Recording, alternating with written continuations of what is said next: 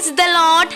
హెబ్రీలకు రాసిన పత్రిక 13వ అధ్యాయము 4వ వచనము, వివాహము అన్ని విషయములలో ఘనమైనది. ఇటువంటి ఘనమైన కార్యము మీ గృహంలో జరగాలని ఆశపడుతున్నారా? మీ ఇంటికి రాబోయే సరి అయిన అల్లుడి కోసం, చక్కని కోడల కోసం ఎదురు చూస్తున్నారా?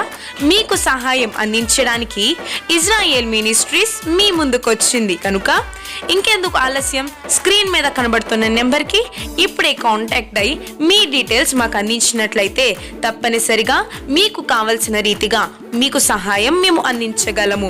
ఎటువంటి రిజిస్ట్రేషన్ ఫీజు లేకుండా దేవుని కార్యము జరిగించుటకై ముందుకొచ్చిన ఇజ్రాయేల్ మినిస్ట్రీస్ ని ఎల్లప్పుడూ సహకరిస్తారని కోరుతూ మీ Israel ministries. Praise the lord. అందరికీ మరణాత. దేవుని యొక్క ఉచితమైన మహాకృపను బట్టి గడిచిన కాలం అంతా కాచి కాపాడి మరొక దినము ఇలా దేవుని స్తుతించుకోవడానికి, ఆయన నామాన్ని మహిమపరచుకోవడానికి ఆయన చూపిన కృపను బట్టి దేవాతి దేవుని ఎంతగానో వందనాలు చెల్లించుకుంటూ ఉన్నాము, దేవుని మహిమపరుస్తూ ఉన్నాం.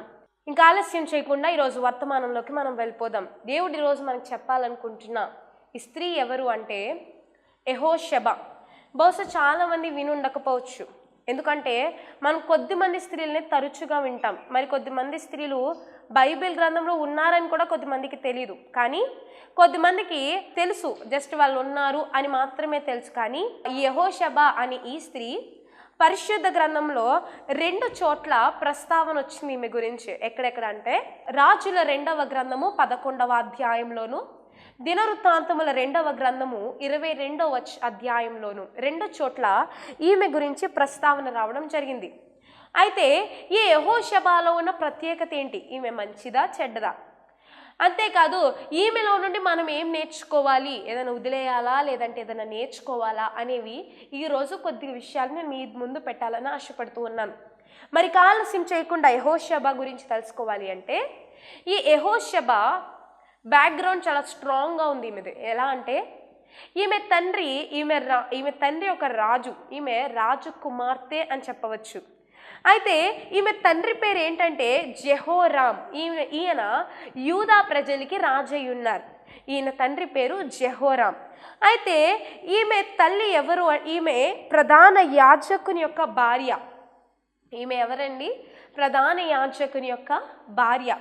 అయితే భర్త యాజకుడు, తండ్రి రాజుగా ఉన్నాడు. తల్లి పేరు మనకి తెలియదు. కానీ అయితే ఈమె చాలా చక్కనిది, చాలా మంచి నడవడికలో నడుస్తూ దేవుడికి ఇష్టమైన రీతిగా జీవించినది ఎవరు అంటే యెహోషబా.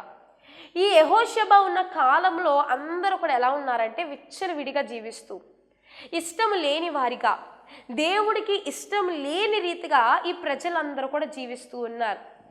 దేవుడికి విరోధంగా జీవిస్తున్న ఈ ప్రజల మధ్యలో ఒక రాజు కుమార్తె అయి ఉన్న యెహోషబా ఎంత మాత్రము ఈ ప్రజల మార్గంలో వెళ్లకుండా, చెడు మార్గంలో వెళ్లకుండా, లోకానుసరైతిగా ఉండకుండా ఈమె ఏం చేస్తుంది?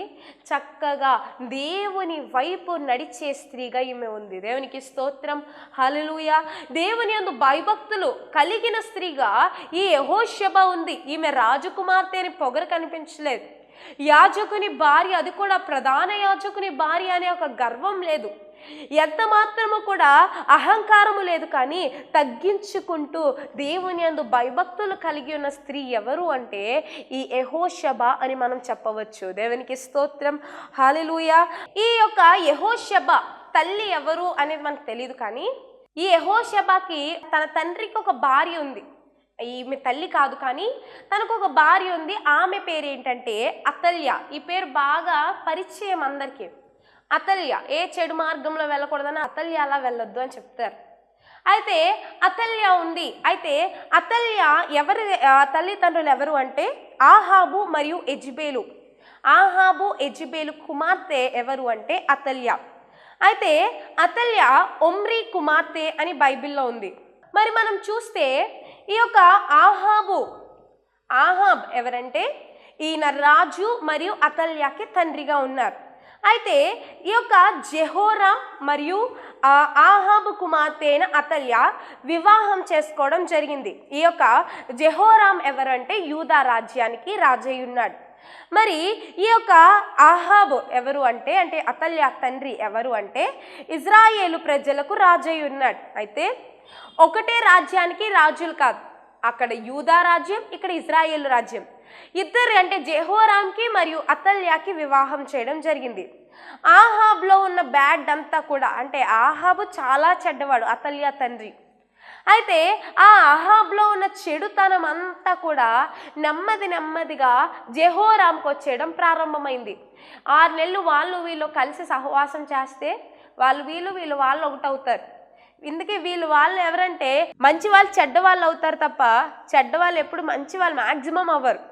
ఎప్పుడు మంచిని ఎందులోకి లాగేస్తారు? చెడులోకే లాగేస్తారు. కాబట్టి ఈ యొక్క జెహోరాం కూడా ఎందులోకి వెళ్ళిపోయాడు? ఆహాబులోకి, అంటే చెడులోకి వెళ్ళిపోయినట్లుగా మనం చూస్తాం. అయితే ఈ జెహోరాం అంతా కూడా ఈ చెడునంతా కూడా నేర్చుకున్నాడు. అతల్య కూడా చాలా చెడ్డది. అతల్య చెడ్డది, తన తండ్రి చెడ్డవాడు, తన తల్లి చెడ్డది, మొత్తం కుటుంబం చెడ్డది.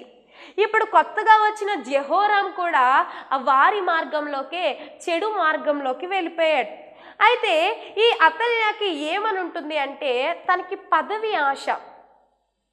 నేనే ఆ స్థానంలో కూర్చోవాలి, నేనే ఆ యొక్క ప్లేస్లో కూర్చోవాలి అని ఒక పదవి ఆశ ఎవరికి ఉంటుందంటే ఈ యొక్క అతల్యకి ఉంటుంది. అయితే కుమారునికి పాపం వైపుకు నడిపించిన స్త్రీ ఎవరు అంటే అతల్య.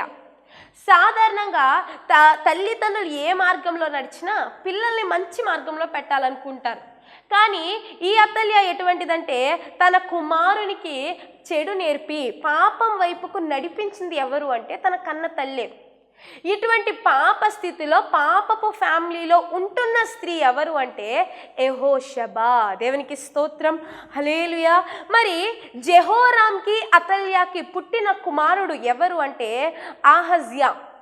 అయితే జెహోరాంకి మరో భార్య ఎవరికో పుట్టిన కుమార్తె ఎవరు అంటే యెహోషబా. అయితే యెహోషబా ఉన్న కాలం అంతా చెడిపోయినప్పటికీ తను మాత్రం పరిశుద్ధముగా, చక్కని స్త్రీగా, ఎంతో పవిత్రంగా, దేవుని యందు భయభక్తులు కలిగి ఒక యాజకుని భార్యగా నడుచుకుంటూ ఎంతో కుటుంబానికి వేరుగా, కుటుంబం అంతా ఒకలా ఉంటే ఈమె మాత్రం పరిశుద్ధంగా జీవించిన స్త్రీగా మనం చెప్పవచ్చు. అయితే ఆ కాలంలో రాజకుమార్తె అయ్యుండి కూడా దేవునికి భయపడే స్త్రీ ఎవరైనా ఉన్నారంటే అది యెహోషబా. అంత చక్కగా భయభక్తులు కలిగి దేవునికి లోబడి దేవుని యందు విధేయత కలిగి ఉన్న స్త్రీ యెహోషబా. అయితే మంచి పనికి ఈమెను వాడుకున్న దేవుడు. ఎలా వాడారు అంటే సాధారణంగా దేవుడి పని చెయ్యాలి అంటేనే, అది చిన్నదైనా పెద్దదైనా, దేవుడు పని చేయాలి అంటే అది అర్హత ఉండాలి. చాలామంది చెప్తా ఉంటారు పరిచర్య చేయండి, అది చేయండి, ఇది చేయండి అని. పరిచర్య చేయాలి అంటే కూడా అర్హత ఉండాలి. దేవుడు ఎన్నుకుంటేనే కానీ, దేవుడు వాడుకోవాలి, దేవుడు నిన్ను యూజ్ చేయాలి అంటేనే కానీ నువ్వు దేవుడి పరిచర్య, దేవుడు పని చేయలేం. కానీ ఈ యెహోషబాని దేవుడు ఒక మంచి పనికి, చక్కని పనికి ఈ యెహోషబాని దేవుడు వాడుకోవడం మొదలుపెట్టాడు. దేవునికి స్తోత్రం, హల్లెలూయా. మరి దావీదు వంశంలో నుండి దేవుడు చెప్పిన మాట ఏంటంటే దావీదు వంశంలో నుండి నేను పుడతాను అని చెప్పాడు. అయితే రాజ్యం వెళ్తూ ఉంది, ఒకటి తర్వాత ఒకటి వస్తూ ఉంది. దావీదు తర్వాత అలా వస్తూ ఉంది, జరుగుతూ ఉంది కాలము. అయితే దేవుడు రావడానికి సాతానుగాడు ఎన్నో ఆటంకాలు వేస్తూ ఉంటాడు దేవుడు రాకుండా ఆపడానికి. అంతే కదా. మరి యేసు ప్రభువు వారు వస్తే ఆయన పాప రక్తం చిందిస్తే పాప క్షమాపణ అంతా అయిపోయినట్టే ఇంకా. కాబట్టి ఆయన రాకుండా ఏం చేస్తున్నాడు దేవుడు? సాతానుగాడు దేవుడిని ఆపడం కోసం ఎన్నో ప్రయత్నాలు చేస్తున్నాడు. ఆ ప్రయత్నంలో సాతానుగాడు ఉపయోగించుకున్న యంత్రం ఎవరు అంటే అతల్య అని చెప్పవచ్చు. మరి దేవుడు ఆయన పుట్టుకలో ఎటువంటి ఆటంకం లేకుండా చక్కగా క్రమముగా జరగడంలో దేవుడు వాడుకున్న యంత్రం ఎవరు అంటే యెహోషబా అని చెప్పవచ్చు. ఇప్పుడు సాతాను గెలుస్తాడా, దేవుడు గెలుస్తాడా? ప్రశ్న ఏది అంటే జవాబు మనం ఒక్క సెకండ్ కూడా ఆలోచించకుండా చెప్పొచ్చు. ఏంటండి జవాబు? యేసు ప్రభువారే గెలుస్తారు. అది కన్ఫర్మేషన్. యేసు ప్రభువారే గెలుస్తారు, ఆయన మాత్రమే గెలవాలి. అయితే మరి ఈ యొక్క సాతానుగాడు నిలబెట్టుకున్న అతల్య ఒకానొక సమయాన్ని ఓడిపోతుంది. కానీ యేసు ప్రభువారు నిలబెట్టుకున్న యెహోషబ దేవుని కోసం నిజముగా నిలబడితే దేవుడు సమయం వచ్చినప్పుడు నిజంగా ఆమెను గొప్పగా దేవుడు ఆశీర్వదిస్తాడు. దేవునికి స్తోత్రం, హల్లెలూయా. మరి సాతాను అని తారుమారు చేస్తూ ఉండేవాడు. సాతానుగాడు ఏం చేస్తాడు? అన్ని తారుమారు, ఏది కరెక్ట్గా పెర్ఫెక్ట్గా జరుగుతుంది వంశావళి అనుకున్నప్పటికీ ఏదో ఒక మధ్యలో ఏదో ఒక ఆటంకం పెట్టడమే. ఈ అతల్య ఏం చేసేదంటే రాజకుమారులను చంపేస్తూ ఉండేది. ఏం చేస్తూ ఉండేది? రాజకుమారులను, అంటే ఏ వంశం పెరగకూడదు, ఆ వంశం ఇప్పుడు ఆ రాజుకు పుట్టిన కుమారుడు మళ్ళీ వాడికి పుట్టిన కుమారుడు, అలా రాజ్యం పెరుగుతుంది తప్ప ఈమె చేతిలోకి అధికారం రాదు. ఒకరి తర్వాత ఒకరు సింహాసనం మీద ఎక్కుతారు తప్ప ఎంత మాత్రం ఈమె చేతికి రాదు. కాబట్టి ఈమె చేతికి ఆ పవర్ రావాలి, ఆ సింహాసనం మీద ఈమె కూర్చోవాలి అనే ఆశతో ప్రతి రాజకుమారుల్ని కూడా చంపడం మొదలైంది. ఇప్పుడు జెహోరాంకి పుట్టిన కొడుకు అహజ్యా, అహజ్యాకి పుట్టిన కొడుకే యోవాష్ అని చెప్తాం, జోవాష్. అయితే ఈ యోవాష్ని ఏం చేస్తుంది? ఇప్పుడు యోవాష్నే చంపేయాలి. ఎందుకంటే తన మనవడిని ఏం చేయాలి? సాధారణంగా మనవడు పుట్టాడు అనగానే నాన్నమ్మలైనా అమ్మమ్మలైనా ఎంత ఆనందంగా ఉంటారు. కానీ ఈ అతల్య ఎంత గొప్పది అంటే తన మనవడిని తనే చంపేయాలని ఒక పన్నాగం. ఎందుకు పన్నాగం అంటే ఆ యొక్క సింహాసనం మీద ఉన్న ఆశ అటువంటిది. మరి ఈ యోవాష్ని చంపేస్తే వంశం ఆగిపోతుంది కదా, మరి ఎట్లా కొనసాగించాలి అంటే అప్పుడే దేవుడు నిలబెట్టాడు యెహోషబాని. ఎందుకు అంటే తన మేన అల్లుడిని కాపాడడం కోసము. దేవునికి స్తోత్రం, హల్లెలూయా. ఈ కాలంలో సొంత బిడ్డల్ని చూసుకునే టైం లేదు తల్లిదండ్రులకి. ఏదో వాళ్ళకో ఫోన్ వీళ్ళకో ట్యాప్స్ ఇచ్చేసి ఏదో అలా కాలం గడిపేస్తున్నారు. కానీ ఈ యెహోషబ ఏం చేస్తుంది? రిస్క్, చాలా ప్రమాదం అతల్య చేతి నుంచి కాపాడాలి అంటే. ఎందుకంటే ఒక చెడుతో నిండిపోయిన వాళ్ళకి మొత్తం బ్రెయిన్ అంతా చెడుగానే ఉంటుంది. అవసరమైతే ఎంతమందినైనా చంపేయాలనే ఆలోచన తప్ప ఏదో ఒకరిని వదిలేద్దాము బ్రతికించేద్దాము అనే ఆలోచన ఉండదు. మరి అతల్య చెడ్డది అని తెలిసి కూడా ఈ అతల్య జోలికి వెళ్తే ఎవరినైనా చంపేస్తుంది, మూర్ఖురాలు అని తెలిసి కూడా ఏం చేస్తుంది? తన మేన అల్లుడిని కాపాడడం కోసం, దేవుని యొక్క వంశము దేవుడు రావడం కోసం రాక ఇబ్బంది లేకుండా, చెడిపోకుండా, ఈ కష్టంలో పడిపోకుండా ఏం చేస్తున్నామే? ఆ మార్గాన్ని సరళము చేస్తూ ఉంది. దేవునికి స్తోత్రం, హల్లెలూయా. దేవుని వాగ్దానం నెరవేరటం కోసం అద్భుతంగా పనిచేసింది ఎవరు అంటే ఈ యెహోషబ, హల్లెలూయా. మరి ఏం చేసింది ఈమె? ఏం చేసింది అంటే మీరు ఒకసారి చదువుకున్నట్లయితే దినవృత్తాంతముల 2వ గ్రంథము 22వ అధ్యాయము 10-11 వచనాలు మరి చదివినట్లయితే దినవృత్తాంతముల 2వ గ్రంథము 22వ అధ్యాయము 10-11 వచనాలు ఒకసారి మీరు చదివినట్లయితే అక్కడ చాలా స్పష్టంగా ఉంటుంది యెహోషబ ఏమేం చేసింది అనేది. అయితే రాజుల 2వ గ్రంథం 11వ అధ్యాయంలో యెహోషబ అని ఉంది. మరి యెహోషబ ఏం చేసింది అంటే తన మేన అల్లుడిని కాపాడింది. అంటే దేవుని యొక్క వాగ్దానము నెరవేరట్లో తన వంతు ప్రయత్నం, తను ఎంతైతే చేయగలదో అంతా కూడా చేసి దేవునికే సహాయం చేసింది. దేవునికి స్తోత్రం, హల్లెలూయా. మరి దుర్మార్గురాలైన అతల్య చేతిలో నుండి కాపాడింది. ఎవరిని కాపాడింది? యోవాష్ని. ఎవరి చేతిలో నుండి కాపాడింది? దుర్మార్గురాలైన అతల్య చేతిలో నుండి ఈ యోవాష్ని కాపాడింది. అతల్యను పెళ్లి చేసుకున్న తర్వాత, అంటే జెహోరాం అతల్యాని పెళ్లి చేసుకున్న తర్వాత ఏం జరిగింది పరిస్థితి అంతా అంటే రాజ్యం కూలిపోవడం మొదలైంది. ఎందుకంటే చెప్తూ ఉంటారు ఒక స్త్రీ వల్లే యుద్ధాలు జరుగుతాయి, రాజ్యాలు కూలిపోతాయి, రాజ్యాలు నిలబడతాయి కూడా, కట్టబడతాయి కూడా. అంటే ఒక రాజ్యం కట్టబడాలి అన్నా, ఒక రాజ్యం నిలబడాలి అన్నా, రాజ్యం కూలిపోవాలన్నా దాని బేస్మెంట్, దాని స్ట్రాంగ్ అంత ఎక్కడ ఉంటుంది? ఒక వెనకాల ఉన్న స్త్రీ తను సరిగ్గా నడిపించగలిగితే అంత పర్ఫెక్ట్లోకి వెళ్తుంది. ఉదాహరణకి హిజ్కియా మహారాజు అంత పర్ఫెక్ట్గా రాజ్యాన్ని పరిపాలించాడు అంటే, చాలా చక్కగా తన రాజ్యాన్ని అలా పెర్ఫెక్ట్గా లీడ్ చేసుకున్నాడు అంటే గల కారణం ఏంటి అంటే తన వెనకాల ఉన్న తన భార్య నడిపింపు చక్కగా ఉంది. హెప్సిబా గారు చాలా చక్కగా పర్ఫెక్ట్గా నడిపించింది ఆమె తన భర్తని. అంతేకాదు ప్రార్థనా పరురాలు, నడిపించడం అంటే ఇది చేయండి అది చేయండి అని చెప్పడం కాదు, కానీ తన ప్రార్థనతో తన భర్త చెడు వైపుకి వెళ్లకుండా, తన రాజ్యం నాశనం కాకుండా, తన రాజ్యం పతనం వైపుకి వెళ్లకుండా తను ఏం చేస్తుంది, సరి అయిన మార్గంలోకి నడిపిస్తూ ఉంది. దేవునికి స్తోత్రం, హల్లెలూయా. మరి ఇక్కడ మనం చూసినట్లయితే అసలు ఎందుకు రాజ్యం కూలిపోయింది మరి అంటే ఆ యొక్క అతల్య ప్రవర్తనను బట్టి, ఆ యొక్క అతల్య బిహేవియర్ని బట్టి మొత్తం రాజ్యం అంతా కూడా ఏమైపోవడం స్టార్ట్ అయింది, కూలిపోవడం స్టార్ట్ అయిపోయింది. తన కుమారుడైన అహజ్యా చనిపోయిన తర్వాత, ఒకసారి అహజ్యా చనిపోయిన తర్వాత ఇంకా మిగిలింది ఎవరు మిగిలిన్నారు, యోవాషు మాత్రమే మిగిలిన్నాడు. వీడిని కూడా చంపేస్తే, తన మనవడిని తానే చంపేస్తే ఇంకా తన అధికారానికి అడ్డు ఉండరు. ఎందుకంటే 2-3 ఉన్నారంటే కొంచెం ప్రాసెస్ పడుతుంది, కానీ మిగిలింది ఒక్కడే కాబట్టి ఆ ఒక్కడిని చంపేస్తే ఇంకా తనకి పవర్కి అడ్డు లేదు అని అనుకుని ఏం చేయడం స్టార్ట్ చేసింది, ఆ ఒక్కడిని అంటే యోవాషుని తన మనవడిని తానే చంపడం కోసం ప్రయత్నం చేస్తూ ఉంది. దేవునికి స్తోత్రం, హల్లెలూయా. దేవుని మందిరంలో దాచిపెట్టింది, ఎవరిని దాచిపెట్టింది అంటే తన మేన అల్లుడైన జోవాషుని దేవుని మందిరంలో దాచిపెట్టింది. హల్లెలూయా. అయితే ఈ యొక్క యెహోషాబాలో ఉన్న లక్షణాలు మనం చూస్తే, మొట్టమొదటిగా మంచితనము కలిగిన స్త్రీ. మీకు ఆల్రెడీ నేను చెప్పాను, ఈ కుటుంబంలో అంటే ఒక జెహోరాం కానీ, అతల్య కానీ, తన తండ్రి అయిన ఆహాబ్ కానీ, తన తల్లి కానీ, వీళ్ళందరూ కూడా చెడు మార్గంలో చెడు కుటుంబంగా ఉన్నారు.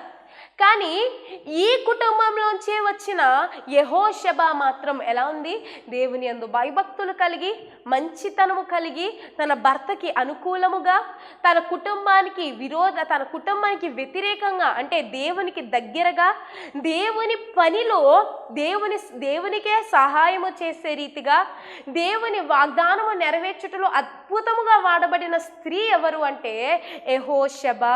దేవునికి స్తోత్రం, హల్లెలూయా. యెహోషాబాకి దేవుడు చెప్పుంటాడు, బాగా చూడమ్మా నీ మేనల్లుని రక్షించు అంటే బహుశా మనమైతే చెప్తాం, ఏంటి ఏసయ్యా నేనేం రక్షించును, అతల్య చేతిలోకి వెళ్తే చంపేస్తుంది, ఇంకేమీ ఉండదు, నాకు సంబంధం లేదు, ఆ కుటుంబము నాకు సంబంధం లేదంటాం. పైగా ఈ యొక్క యెహోషాబా ఆ యొక్క అతల్యకి పుట్టిన కుమార్తె కూడా కాదు, అయినా సరే ఎందుకు కాపాడాలి, తన సొంత అన్నగారు కూడా కాదు కదా, అయినా సరే ఎందుకు కాపాడాలి అని చెప్పి ఎంత మాత్రము ప్రశ్నించలేదు. కానీ ఏం చేసింది, తన మేన అల్లుడిని కాపాడడంలో ప్రధాన పాత్ర ఈమె పోషించింది. దేవునికి స్తోత్రం, హల్లెలూయా. మంచితనము కలిగిన స్త్రీ ఎవరు అంటే యెహోషాబా. ఇక రెండవదిగా ఈమె తెగింపు గల స్త్రీ. ఎంతటి తెగింపు ఉండాలండి ఒకసారి ఆలోచించండి. నార్మల్గా అతల్య చేతిలోంచి రక్షించాలి అంటేనే చాలా రిస్క్, అది కూడా ఆ రాజ్యభవనంలోంచి తీసుకురావాలి అంటే ఎంత పెద్ద రిస్క్ ఆలోచించండి. తెగించాలి, తన ప్రాణమును సహితం తెగించాలి. అతల్య చేతిలో నుండి తీసుకురావాలంటే తన ప్రాణమును తెగించాలి. అంతేకాదు ఎన్నో వాటిని చేస్తేనే కానీ ఈమె ఎంత మాత్రము ఆ యొక్క యెహోషాబాని కాపాడలేదు. కానీ ఇప్పుడు యెహోషాబాని కాపాడాలి అంటే, యెహోషాబా తన మేనల్లుడిని కాపాడాలి అంటే ఈమె ఏం చేయాలి, ఖచ్చితంగా తెగించే స్త్రీగా ఉండాలి. తను తెగించి తన అతల్య చేతిలో నుండి, రాజ్యం చేతిలో నుండి ప్రతి దాని నుంచి కూడా ఏం చేయడం స్టార్ట్ చేసింది, కాపాడడం మొదలుపెట్టింది. దేవునికి స్తోత్రం, హల్లెలూయా.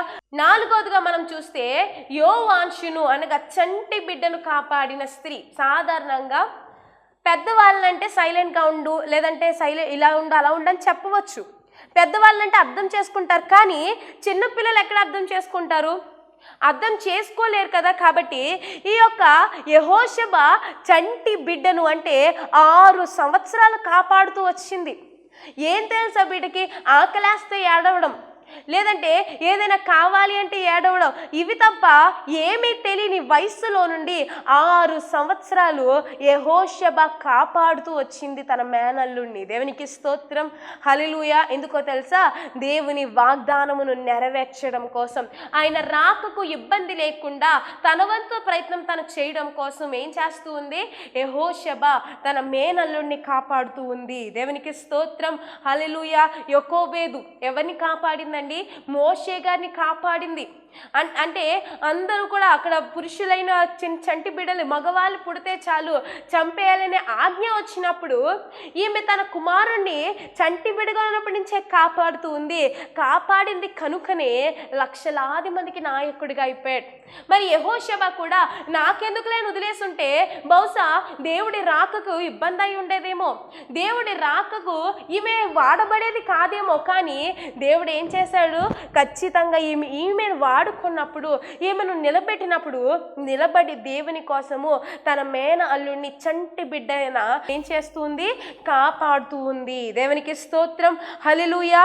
అంతేకాదు 5వదిగా మనం చూస్తే ఈమె ధైర్యము కలిగిన స్త్రీ, దేవుని చిత్తం నెరవేరాలని ధైర్యం చేసిన స్త్రీ.